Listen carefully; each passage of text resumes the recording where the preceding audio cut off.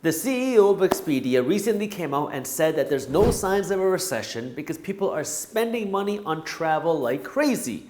And then after he said that, President Biden went on to 60 Minutes and he said that the pandemic is over and that inflation is or will be under control very shortly, which essentially means that we don't have to worry about our economic slowdown because inflation has been contributing to our economic slowdown. So if inflation is under control, you have nothing to worry about in the economy. But at the very same time, we got some very different outlooks and news from the CEOs of FedEx and Ford. Both of these CEOs said that they are worried about an economic slowdown and a recession. They're feeling the pain, they're laying people off, and they're trying to cut their costs, trying to protect themselves from the economic slowdown. Here's what's happening. Inflation is still very high, and this high inflation is slowing down the economy. Because when inflation is high, you have to spend more money to get less stuff. That's what's happening. People are spending, but they're getting less stuff because now you have to pay more money for your rent and your groceries and your travel, which means you have less money for other things. So people are spending more, but they're buying less things. This high inflation is now hurting the economy because when you're buying less stuff, that means less businesses are making money, which then slows down the economy. Now, if we just go into rough numbers, inflation is at around 8% right now, and the Federal Reserve's interest rates, this is not your mortgage rate, but the interest rate that the Federal Reserve Bank sets is at right around 3%. This is after their most recent rate hike. The Federal Reserve Bank is working to fight inflation. They have said time and time again that the number one goal is to fight inflation and bring inflation down. One of the ways that they bring inflation down is by raising interest rates. Well, when this federal funds rate, the interest rate that the Federal Reserve Bank sets, is so much lower than inflation, it's hard to bring inflation down because you still have so much more room to grow. Inflation is still extremely high, and the issue is that raising interest rates also hurts the economy. So we have two issues. High inflation hurts the economy, and raising interest rates, which brings inflation down, also hurts the economy. So it's like being stuck between a rock and a hard place where this high inflation is already hurting the economy. However, now fighting this high inflation also hurts the economy because now when the Federal Reserve Bank keeps raising interest rates, the goal is to bring inflation down, but it comes at a consequence. It comes with a price. When you raise interest rates, it makes borrowing money more expensive. That means now it's more expensive for you to go out and buy a home because your mortgage rate is higher. Less people buy homes, that hurts the housing market. It hurts businesses. Because now when you go out to borrow money for your business, you want to open up a manufacturing plant, you want to buy some machinery, you want to grow and invest in research and development, you have to pay more money for your debt. That means now you need a bigger return, which means people and businesses are less incentivized to borrow money. Same thing with consumers. When you go out and you put money on your credit card, which I don't recommend that you do, but if you're spending money on your credit card that you don't have, well, now your credit card debt is more expensive. So it's much more expensive to live because now you have to pay more money to buy your stuff. And when things are more expensive, supply and demand, less people want to buy it, which then hurts the economy even more. And this is that conundrum that the Federal Reserve Bank and our economy is facing right now, where we're already on the verge of a recession if we're not already in one right now. But the more that the Fed keeps raising interest rates, the more it pushes us deeper into a slower economy. Yahoo Finance just published an article titled that the Federal Reserve Bank will hurt some Americans no matter what. What they mean by that is if the Federal Reserve Bank doesn't do anything, well, then this high inflation is going to hurt people. It's going to hurt you because this high inflation makes your savings less valuable, it hurts your earnings, it hurts regular people. But if the Federal Reserve Bank gets more aggressive to fight inflation, well, then that also hurts people because now as they raise interest rates more, it's more expensive to buy a home. And then it's going to hurt the housing market. It's going to hurt businesses. You're going to have more layoffs. So you're going to get hurt either way. But the reality is, if you don't get aggressive to fight inflation now, the alternative is going to be even more painful. So here's what that means. If you get aggressive to fight inflation, that means you're going to induce a recession. It means you're going to induce market crashes. You're going to hurt asset prices. You're going to hurt the prices of stocks. You're going to hurt the prices of real estate. You're going to hurt the prices of crypto. But that's not as painful as the alternative. The alternative is you don't fight inflation. Inflation continues to run high. And now you start to run into things like currency crisis, where now the value of the dollar is dropping. Countries around the world don't believe in the value of the dollar. Well, now this can create a whole uprising of different countries and different currencies that can really hurt now our entire economy And that is something that's very painful and very difficult to get out of. Now, let's talk reality. If the Federal Reserve Bank's goal is to bring inflation down and they stick with it, which is what they say they're going to do, it is going to hurt the economy. It's going to hurt asset prices. Now, while this might sound like bad news, it also creates more opportunity than ever for people who are financially educated, for people who are prepared, because now this means you can come in and buy assets at a discounted price. Assets are things that you buy for the purpose of making money. These are things like businesses, startups, stocks, real estate, maybe even cryptocurrency, depending on what you're interested in. And this can create opportunity, again, for the people who are educated, for the people who are prepared, because recessions and market crashes create more millionaires than any other time. Now, this is where you have to also understand that the government and the Federal Reserve Bank don't want to create panic. If they said that we are worried about the economy crashing, you bet that people are going to freak out and it's going to cause an uprising, an uproar, and people are going to be very upset. We saw the same thing happen before the 2008 crash, before the 2020 crash, where the Federal Reserve Bank and the government kept saying that there's no bubble, nothing to be worried about. And this is where you just have to understand, hey, we have an issue. Inflation is high. The Federal Reserve Bank needs to fight this issue, the high inflation. The high inflation is contributing to a slowing economy, and fighting inflation also hurts the economy.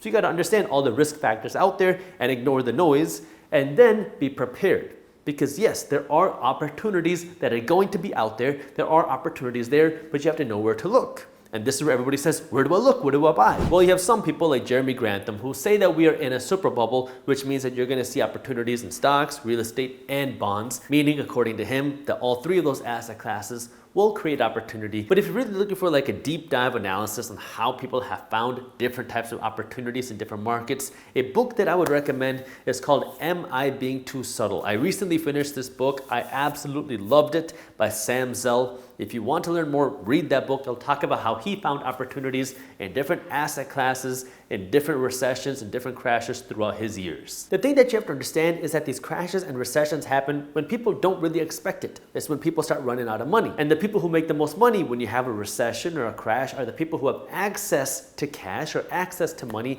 because now you can come in and invest and buy these assets at a discounted price. So the winners are the investors, and you have to be willing to invest when things get rough. Now, there's a couple of different investment strategies. I want to go over a couple of these. That way you understand, based off of your goals, your lifestyle, what is the best option for you. And let me start by talking about a passive investment strategy, because this is going to be the better option for 90 to 95% of people. The simplest way for you to do this is come up with a portfolio of ETFs or index funds. These are funds that give you exposure to a number of different companies. You come up with a portfolio of ones that you want to own, and then you set up a system where every week, or every 2 weeks, or every month at the very least, you have money that's withdrawn from your checking account and automatically invested into this portfolio of ETFs or index funds. There's a ton of free brokerages out there that will help you do this, but now what you do is on autopilot, and you let this passive investing happen whether the market is up, whether it's down, and this is going to happen week after week, month after month, year after year, and you never touch it.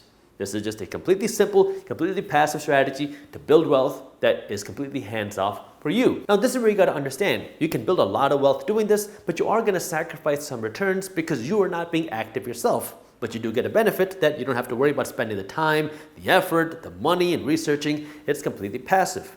Now, if you're wondering, if only there's a hybrid, a way that I could passively invest and get some better returns by having somebody manage my money. Well, there are options if that's something that you're interested in as well. Now, the alternative to you passively investing your money or letting somebody else invest your money would be for you to actively invest your money. This means that now you are actively looking for individual investments to put your money in. This doesn't mean that you're trading stocks. I don't recommend trading. I'm not a trader. I don't know how to trade. I'm talking about actually picking individual companies and individual stocks. And there's two parts to do this correctly. You got to have the actual education of knowing what is a good investment, not just stock or real estate or company, whatever it might be. You need to know the education of a good investment, but also the psychology of managing your investments. This psychology of managing your investments might sound very boring, but this is just as, if not more important than the actual education of investing itself, because what happens to so many people is they say, you know what, I see a good opportunity in the markets. I see the markets are down. I'm going to throw my money into Amazon or Apple or whatever it might be.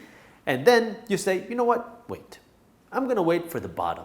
I'm going to wait for people to sell even more. I want a better buying price. And then what happens is you see it go down more, and then you get a little bit greedy. You're going to say, I'm going to wait for it to go down just another 3%, and then I'm going to come in and buy. Because a 3% change in your return is going to make a massive difference in your lifestyle. So you're waiting just for another 3% drop, that way you can come in and buy.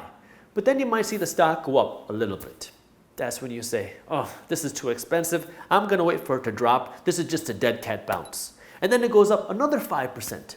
And now you get worried. You say, oh, it's getting pricey now. I was hoping for it to be a lot lower when I came in and buy. And then it goes up another 10%. And now you say, oh, it's way too expensive. It's a bubble. It's way too high for me to come in and buy. And then you continue to see it rally and rally and rally. And now you missed your entry point. You see that happen on the bottom, so you missed the opportunity to buy. And you also see the same thing on the upside, where you might have got in at a good price, and then you're thinking about selling. But then you get greedy. You say, I'm going to wait for it to go a little bit higher before I sell. I'm going to wait for it to go another 5 or 10% higher before I sell. That way I can cash out, because arbitrarily you pick a number, and when you see a stock going up, you keep thinking it's going to go up. When you see a stock going down, you keep thinking it's going to keep going down. And then you see the stock go up a little bit more, and you're like, you know what? Let me just extend my goal a little bit more. Let me see the stock go up a little bit higher. And then maybe it starts to go down. And then it goes even more down. And now you say, oh no, I missed my opportunity to sell. And then it goes down even more. And now maybe you're in the red. And now you had the opportunity to sell at a big profit. You had hit your investment goal, but now you missed it. And now you're in a different stage in the economic cycle or the asset class cycle. And this is where you have to understand the psychology, which means you need to go in with a strategy. Know what your goals are, know what type of investments you want to make, and have a strategy to buy and have a strategy to sell before you even make an investment decision. Like when we talk about buying a stock, one of the most difficult things is knowing when to buy. And the reason why it's so difficult is because nobody can perfectly time the market. Like Warren Buffett says, it's more important to have time in the market than actually time the market. What that means is you want to be investing your money for the long term, not just trying to find the best buying point. But one of the alternatives that you can also do, instead of trying to find the best buying point, is to find a good buying price and buy in phases on the way down. I call it drip investing. When you find the investments that you like through your education, I'll talk about that in just a second. Now what you're doing is you're just looking for a good buying price, which means for me, if I see my investments that I want to own drop by 10 to 15%, I will start buying. If it drops by another 10 to 15%, I'll come in and buy even more. If it drops by another 10 to 15%, I'll buy even more, and I'll buy more aggressively. I buy in phases, and I buy in phases on the way down, and the further down the investment that I want to own goes, the more aggressively that I buy. But in order for this to work, you also got to have the right education, because the last thing you want is to just keep buying your way into a company's bankruptcy. So you got to make sure you understand now, how is this company or asset doing? Is this a good investment still or not? Because if you're buying a company on the way to bankruptcy, well, that's not a very good investment. This is where now you got to also have the right education, which means knowing how to analyze an investment. Now, I know I've been talking about the stock market a lot because that's one of the most accessible ways to invest your money, but that means here, knowing what is a good company, looking at the revenues. Go to Seeking Alpha, go to Yahoo Finance. They have a ton of information for free that you can take a look at. These sites will show you their earnings reports. They'll show you how much revenue they made. They'll show you what their profits were. They'll show you what their EBITDA is. They'll show you the numbers that you got to start paying attention to. And then you want to pay attention to the trends. Not just what is the revenue and profit today, but what is the trend over the last few years? Has the revenue been growing? Has the revenue kind of stayed still, or is the revenue dropping? If the revenue is staying still or dropping, that's not a good sign. You want to look for a company that has had growing revenues. Then look at the expenses. What's going on with the expenses at a company? Are they rising because of inflation, or are they rising because of competition? Are they rising because of market factors? So you got to understand what's going on with the expenses, or are they rising because they're investing so heavily back into the company? All three of these things can have very different meanings. If a company is investing in a company, well, that's a good sign for them increasing their expenses, because now they're really working on the revenue. If their expenses are increasing just because there's more competition, that's a bad sign, because now they're going to have to struggle to continue making big profits. Is the company profitable? Do you want to invest in a profitable company? And you might say, why wouldn't I want to invest in a profitable company? Because if a company has profits, that means they have cash in their bank account at the end of the year. If they have cash in the bank account at the end of the year, that means they didn't reinvest all of this money back into the company. Now, depending on your philosophy, your investment strategy, that could be a good thing or a bad thing. Some people want to invest in the startups that are investing every dollar that they have and more back into the company. That way the company valuation, stock price, can grow quicker, faster. Other people are going to say, I want a company that is more healthy, that is more stable, that is going to be less risky, that has profits. That way I might not see those huge upswings in stock price, but I don't have as much risk either. And so you got to understand, what is your investing philosophy? This is where it's not very prudent to just listen to random stock picks on the internet, but rather understand what is your goals and what type of investments do you want to make based off of your goals. This is why this financial education is so important, because many times we just try to look for what's a good company for me to buy. Well, that might be a good company for somebody else, but it might not be a good company for you because your goals are different than mine, your risk tolerance is different than mine, and your time horizon is different than mine. All these things are going to make and break a different investment. Some investments might be good for 6 months, other investments might be good for 6 years. And this is where you have to understand now, what type of investing do you want to do? Some people want to invest for dividends. Some people want to invest for appreciation. Some people want to invest for just risk-free, stable growth. Then if we move outside of the stock market, this is where you see different opportunities in real estate. I love real estate investing. The reason why I like real estate investing is because now you can get cash flow, you can get tax breaks, and you own a tangible investment. You want something that you can see, feel, and touch. Then you can see other opportunities in cryptocurrency. Then if you want to get even more involved, you want to get even more active, now you can start looking at investing in businesses, buying actual businesses that are struggling, that you can turn around. That's where some of the real money is built, but it takes a different skill set, it takes a different mindset, it takes a different capital structure, and this is where now you got to understand, maybe you can't go out and buy a whole business right now. Maybe you can't go out and afford real estate right now, but maybe you can start in the stock market. And then you work your way up, then you start investing in real estate. Then maybe you start going out and buying businesses. And this is where you got to understand, do you want to be active? If not, no big deal. You can be passive. Now you got to understand, do you want to manage it yourself? Do you want somebody else to manage it? There's levels to these things. You can become extremely wealthy. You can become a multimillionaire just by passively investing your money, staying consistent, and letting it happen over the long term and taking advantage when you have market downturns as an opportunity for you to come in and buy even more. But now, if you want to live bigger, you want to have even more wealth, well then the opportunity is there. It comes with no risk. Active investing comes with no risk, more potential upside. Passive investing has less risk, but also less potential upside. And so this is where you just got to understand what type of lifestyle do you want to live, and understand and make sure that your goals and lifestyle are aligning with one another. If your lifestyle is, I want to live big, but you're not willing to take on any risk, you got this big gap here.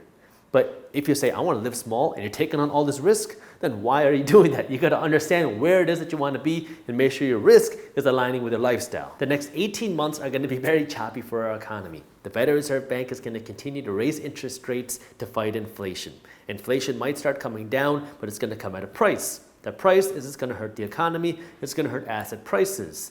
And that might cause the Federal Reserve Bank to change their course, to change their fight on inflation. If they change that, that could change what happens with inflation, which could completely change our trajectory and what's going on with our economy. And this is where you got to understand there's so many different things that can happen. There's so many different ways that this can go. Either the Fed can say, you know what, we're going to get inflation down to 2% no matter what the cost, no matter how many people lose their jobs, no matter what happens to the housing market, no matter what happens to the stock market. And that could cause a lot of pain in the short term to bring our inflation levels down, and that would hurt the economy. On the flip side, we could start seeing some movement on inflation, which would hurt the economy, and then the Fed could flip and say, you know what, forget the inflation fight, we're going to boost the economy, we're going to boost asset prices because we don't want to see this pain in the economy in the short term, and this is going to cause a bigger bubble and bigger pain in the long term. This is where it is impossible to try to time the market, trying to predict what's going to happen in the market, because we have this huge X factor, the Federal Reserve Bank, which I keep saying you got to keep your eye on because they're going to tell you which direction our economy is going to be moving. So you want to keep your eye on the Fed, keep your eye on interest rates, and then inflation and economy and asset prices will follow. You might be a little bit discouraged because you might say, well, if I invest $100, I'm only getting $8 a year. That's not that much. If I invest $100,000, I'm getting $8 grand a year. That's about $22 a day. I'd have to invest like $500,000 in order to get about $100 something a day based off of this 8% annual return.